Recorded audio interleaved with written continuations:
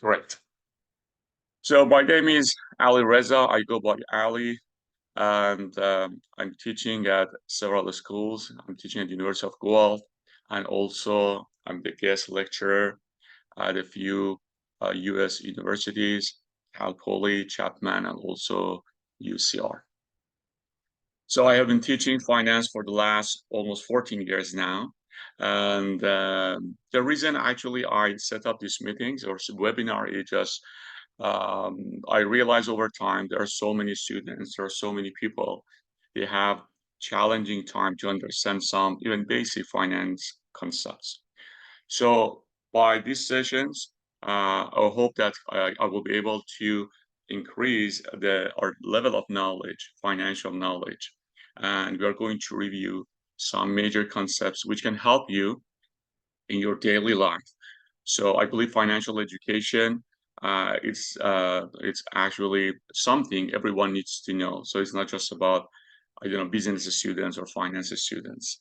Because on daily basis we are dealing with the banking system, we are dealing with investment, we are dealing with retirement. So we need to know about these financial concepts.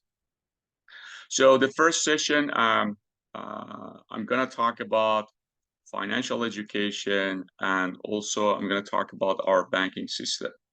So those who are in Canada and the US, I'm going to talk from that perspective, those who are living there. But also this is relevant if you're joining us from maybe some other countries. This is also relevant because some basic concepts are same or less same. Some of them maybe are more specific into Canada and in the US. And US and Canada are very similar in several aspects, banking system, investment, opportunities to invest.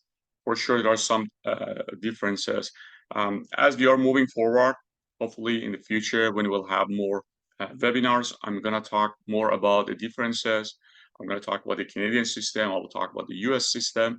But today, the stuff I'm going to share with you are actually not specific to a specific country. So it's not just about the US or Canada. It's also it's not just applicable to one country. It's just general topics we are going to talk about. So let me share my screen, and this is open session for sure. You are more than welcome to ask your question, and I'll be more than happy to take your question. Now, the first question might come to your mind here is why financial education?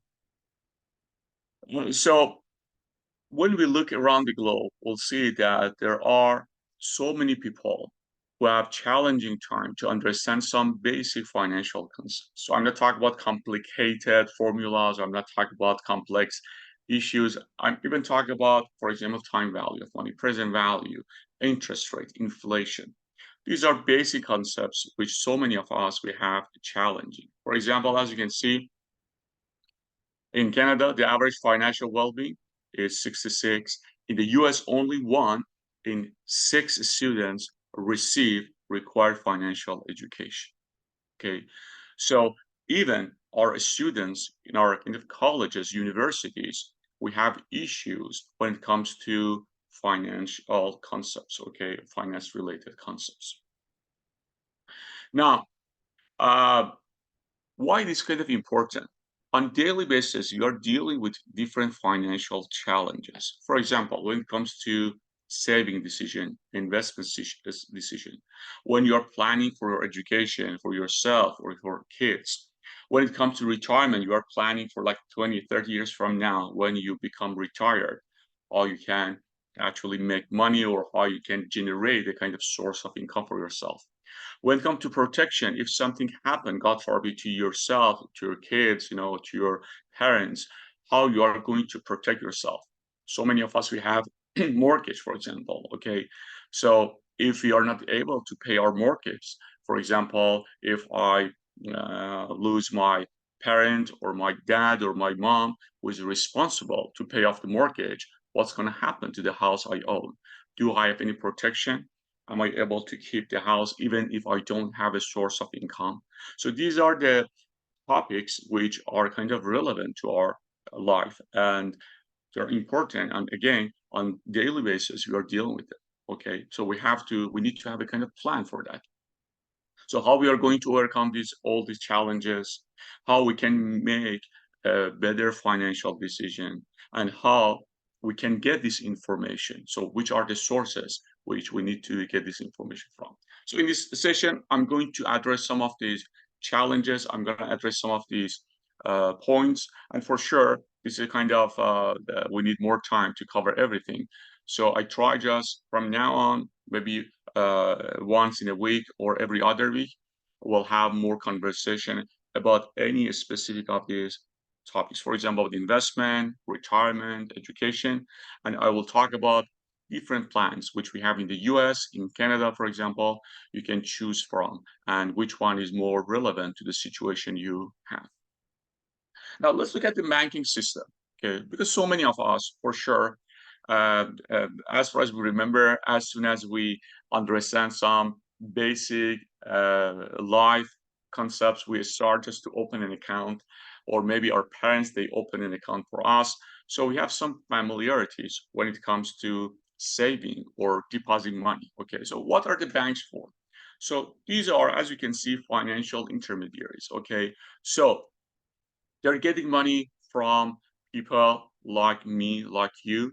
So you deposit your money there. So that's opportunity for you just to deposit your money.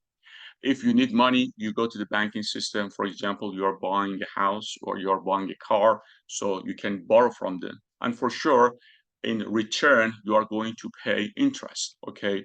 Now, if you deposit your money, they're going to pay you interest as well.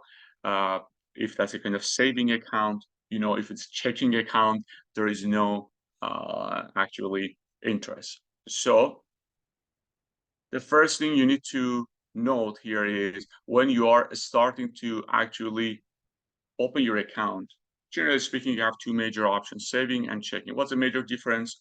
Checking is usually more liquid. You have access to funds whenever you want. You can use the checks, okay, to pay someone, withdraw your money. Saving, you might need to have some minimum deposit in your account to be able to receive an interest. So the major difference here is the interest which you receive on saving account, but usually the checking account, they don't pay any interest. And usually there is a minimum amount you need to have when it comes to saving. For checking account, usually there is no minimum unless they charge you some fees. For example, they say if you deposit less than $2,000, we are going to charge you $10 per month, okay? Or the similar plan. But if you keep your balance more than that amount, usually they waive that that fee. And another important role which we see in our banking system is the money creation. Okay, so if we are talking about the banking system, they're governed by the central banks. For example, in the US, we have Bank of Canada. Sorry, the Canada, we have the Bank of Canada, and in the US, we have Fed or Federal Reserve, which is the central bank of those countries.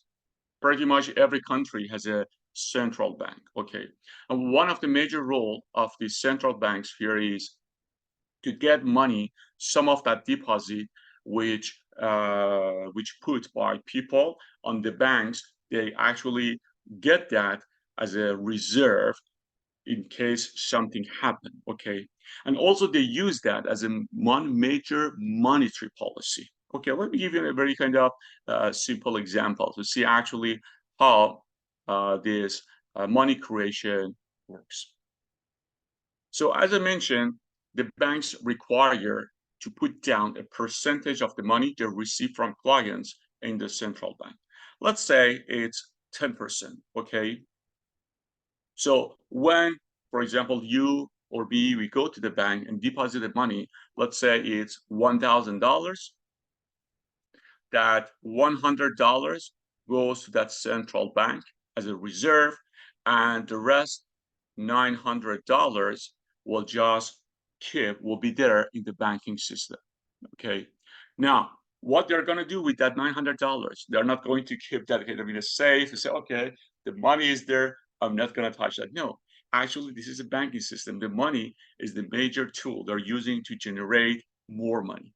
So they are going to lend that money. Okay, they're going to lend that money to new clients, new customers. So they lend it to another customer like $900, but that what the customer client is going to do with that. If even you buying something or property or car, whatever, it's gonna go through the banking system. So most probably you're going to deposit that $900 in your account again, even if you transfer to someone else, it's sitting in the banking system. So same rule, 10% of that $900 goes to the central bank. So this time, $90 goes to central bank, and the rest, which is $810, is gonna keep in the banking system. Now, this is a kind of ongoing process. This is a kind of ongoing situation we see here. So the banking system actually is generating money. In my case, since the deposit, the amount, the percentage of deposit, 10%, you can say that you are generating 10 times as the money which is issued by the banking system. We call that multiplier or the money multiplier. So if you simply divide 1 by 10%, you will get 10. So what's going to happen? For each dollar the bank or the government is issuing money, you will have $10 in the economy. Okay, so that's what we call that multiplier. Now, the central bank, for example, the Federal Reserve or the Bank of Canada, they're playing with that percentage. That's one of the tools they have to control the money which is circulating the economy. So that's a legal deposit, that 10% we already talked about. So if they want just to increase the amount of the money in the economy, they actually drop this percentage. For example, instead of 10%, they say, let's go with 5%, let's go with 2%. So as they dropping the percentage, the legal percentage, which is required by the banks to deposit in the central bank, the power of the banks to issue more money and money circulation will go up. Otherwise, if they're going to actually limit the amount of money in the economy, they're going to increase that percentage, that legal deposit, and it's going to increase that, for example, 20%, 15%. Okay, that's how it works. So as we learn, money creation is one of the major jobs of the banking system.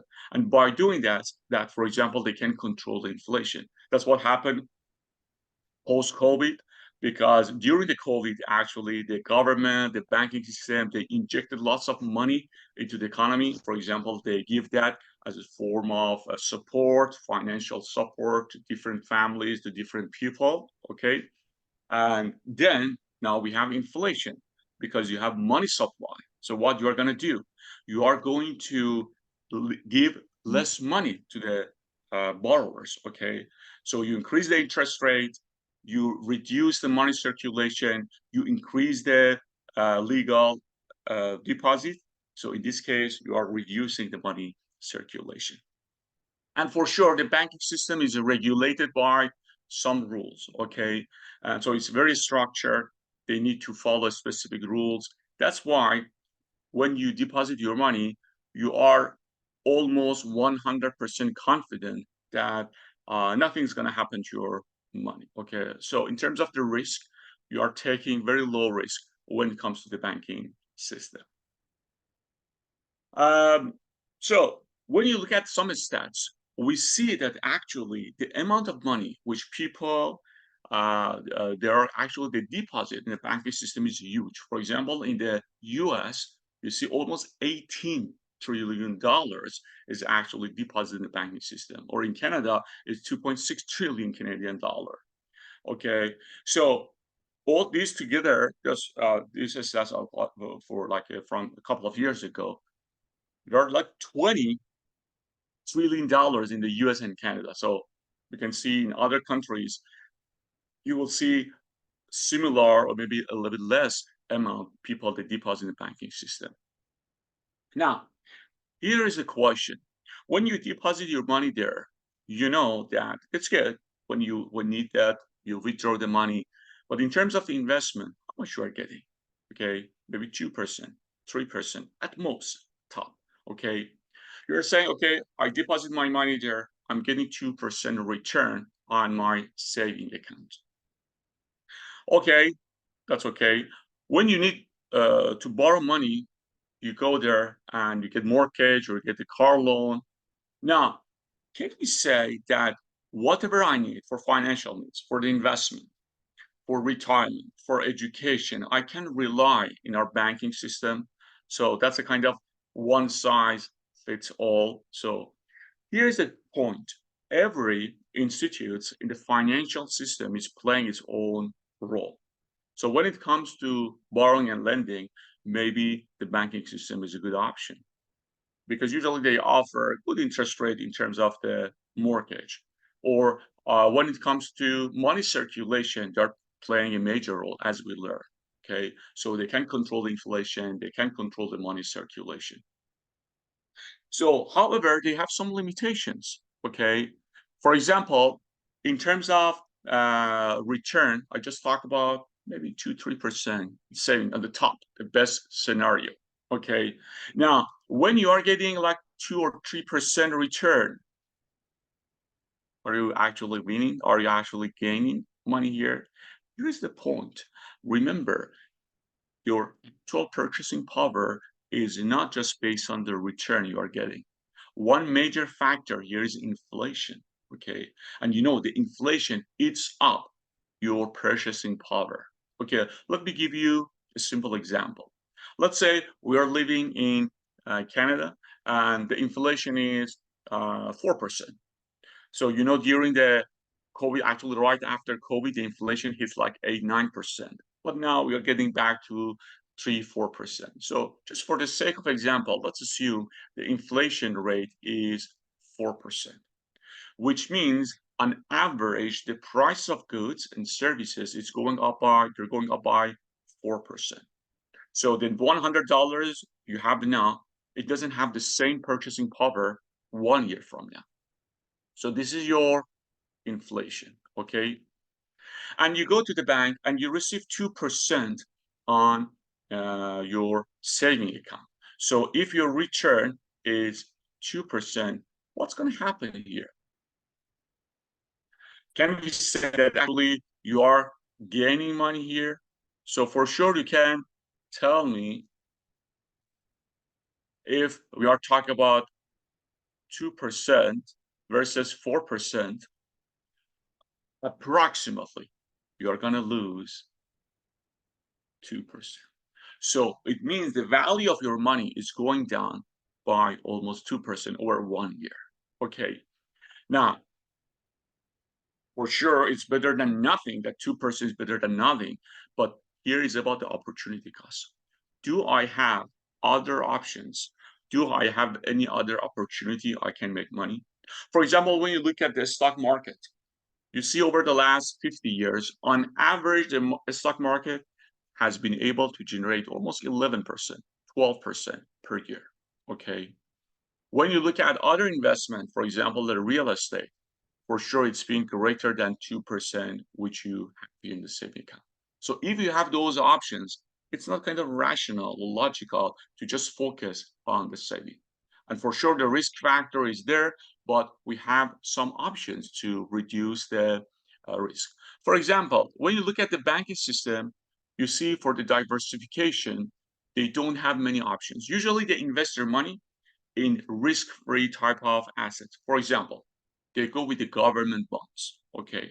The government bonds are great. They're very secure. Okay. But the problem again here is the return is very low. For example, currently the return for the T bonds, treasury bonds in the US is around 3.5%. And it just hit like almost 5% a few months ago because of the inflation, because of the high interest rate. But now it's getting back to more normal range, which is 3.5%. So if you are putting all the money in the kind of risk-free assets, for sure you will have less diversified portfolio. Okay, so the risk is limited, but at the same time, the return is also limited. Now, another issue we have the banking system is the financial advice. So I'm not sure how many of you you've been in the bank, in the kind of branch. If you are in Canada, CIBC, RBC. If you are in the US, Wells Fargo or the Bank of America or some other banks. And when you go there to open an account, that's okay. But if you're asking for kind of a special type of advice, for example, for the investment, for the retirement, for the education, now that's a part, that's the time which you will actually encounter some challenges. Why? Because they don't have a specific solution for everyone unless you are a kind of the rich kind of investor or rich kind of person. Most of banks, they have the limit in terms of the custom-based advice. Some banks are 100, it's $150,000. Some banks, they need $200,000, which means that if you don't have that amount of money in your account, they are not going to provide you customized kind of solution for your banking needs. Okay. Now, for sure, they have some, for example, mutual funds, they have some investment plans, but those are some generic type of investment, which is not necessarily appropriate for you. So that's another limitation we see here. And for sure, you have to pay fees, monthly fees, or depending on the type of account you have. And I already talked about the lack of customization. So these are the banking uh, system limitation. Now, in the beginning of our conversation, I talked about some challenges we are facing when it comes to financial issues. For example, retirement plans. So we are saying like 20 years from now, I'm going to retire. Okay. If you are going to use the banking system, you are going to encounter some major issues. For example, as we discussed, they don't have many investment options. Okay. If you're looking for high return, usually they don't offer that option. We already talked about the fees. They charge you the fees. For example, the expense ratio is one of the major fees when it comes to investment. I'm going to talk about the expense ratio in a few minutes. Lack of flexibility. I mentioned that they don't have a specific customized version of the investment plan or the retirement plan. For example, you might need more money. You might want to retire early age, not 65, 60 or 55. So you may not have those options when it comes to the banking system. What about education? You're planning for yourself or for your kids. For example, your son or daughter is 10 years old. 8 years from now, she or he is going to the a school, to university, to a college. So do you have any option for that? They might offer some options, but usually the interest rate they are going to offer is high. So when you are getting a loan, uh, usually when you are getting a student loan, which is offered by the government sometimes, the interest rate is very low. Okay, sometimes it's free as long as you are a student. But after graduation, you have to pay for that student loan. So it goes through the banking system, okay, and you have to pay high interest rate for that.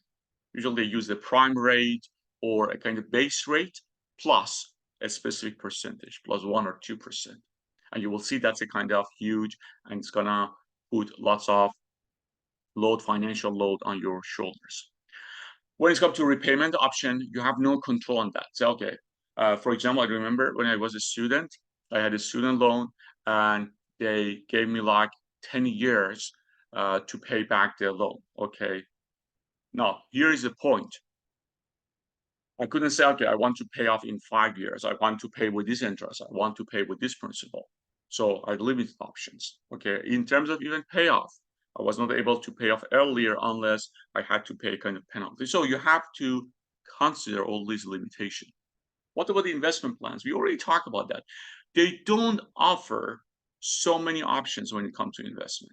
Usually they show you some mutual funds you can choose from. So for example, this is mid-range of risk, this is high risk, this is low risk. So you don't have much option, maybe 10, 15 mutual funds you can choose from.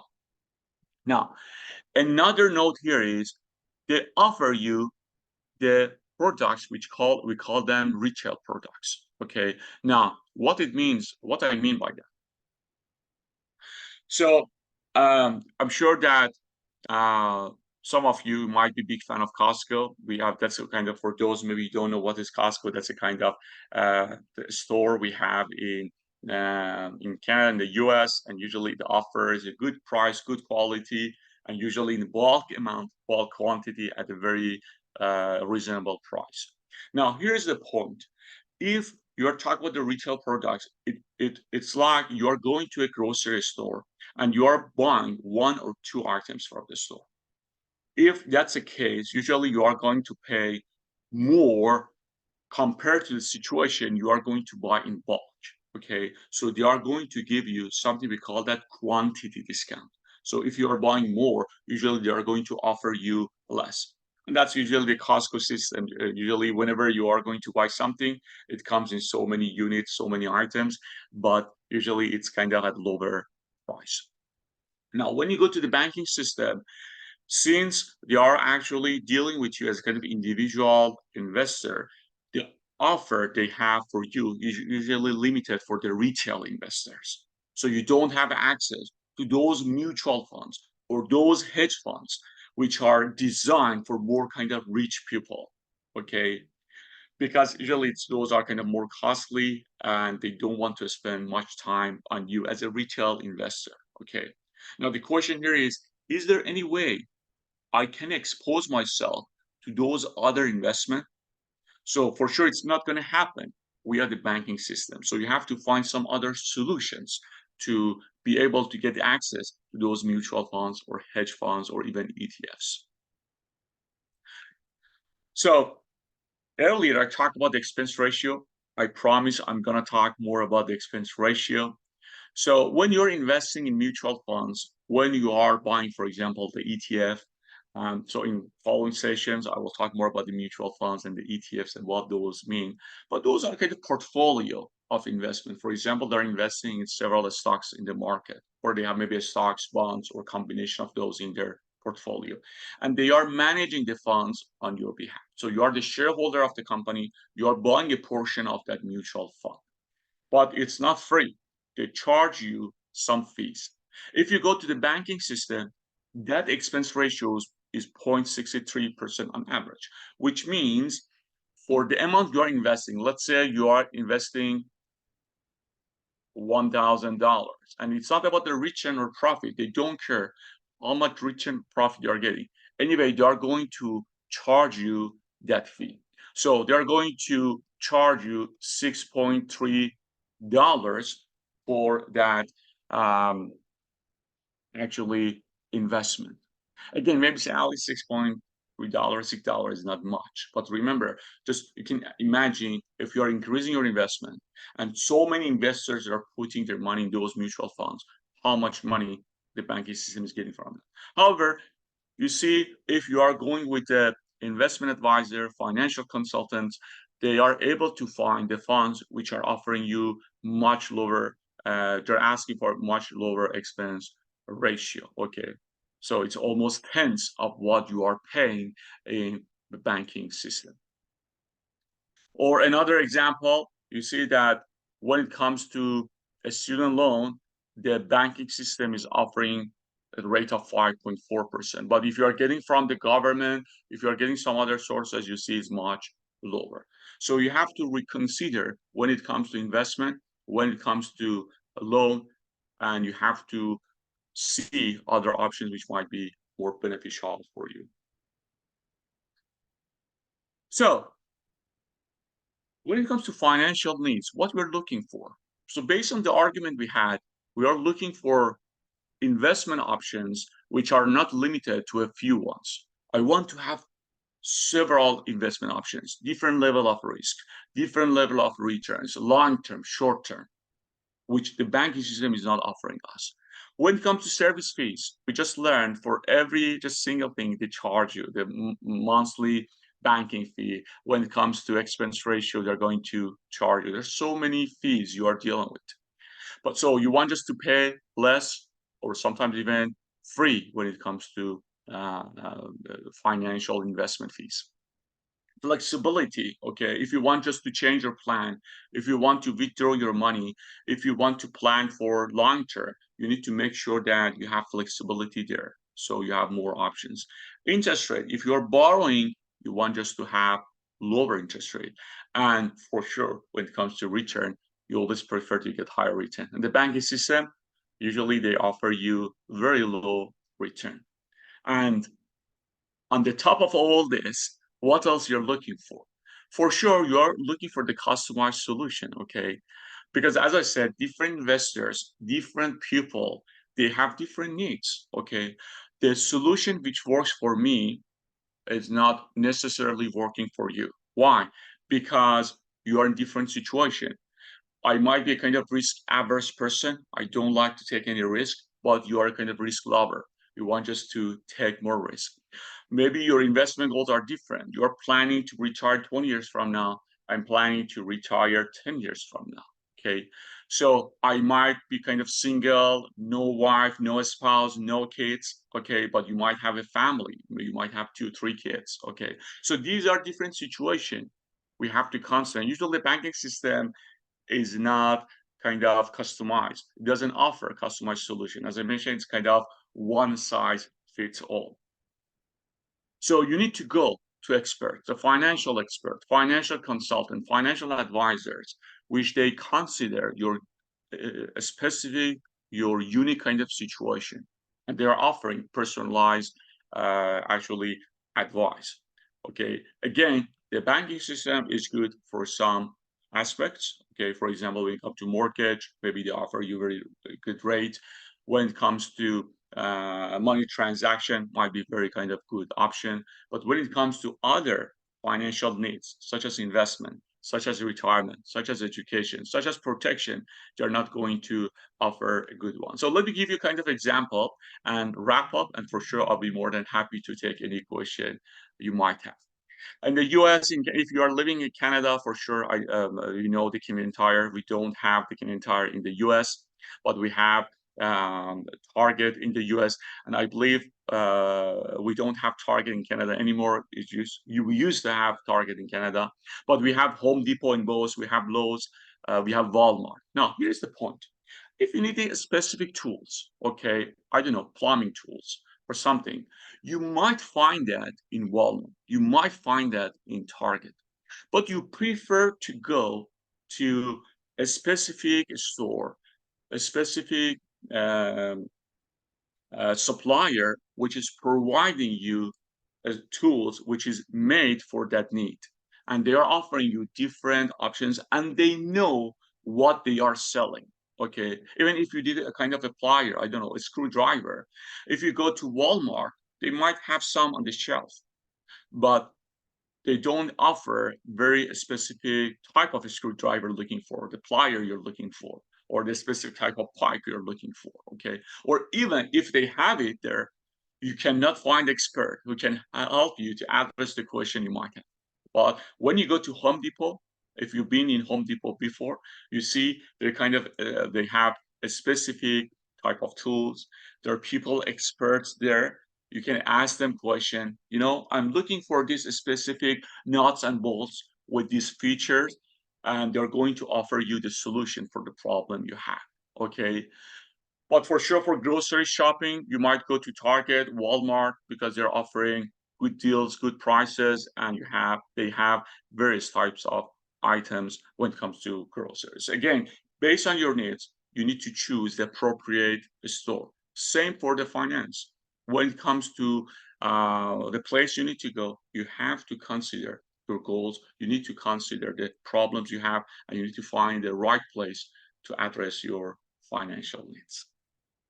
Now, thank you very much again for joining us, and I'm open to any question you might have regarding the banking system, financial needs, and also if you have a specific topic you believe it's kind of worth discussing the sessions. As I mentioned, I'm going to make this kind of ongoing. I'll be more than happy. You can share with us these topics, or later you can send me your topic on the on LinkedIn. Thank you very much. I cannot see your name, but just yeah, just I had a one participant who left, and his name was there. So Ali, Saham, thank you very much for joining us. If you have any question, I'll be more than happy to address these questions.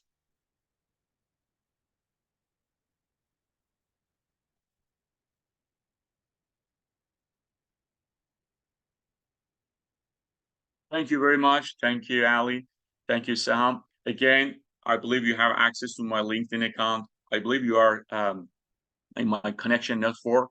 If you have still any question, feel free to reach me, and I'll be more than happy to address those. Thank you very much. Enjoy the rest of the day and have a wonderful weekend. Thank you.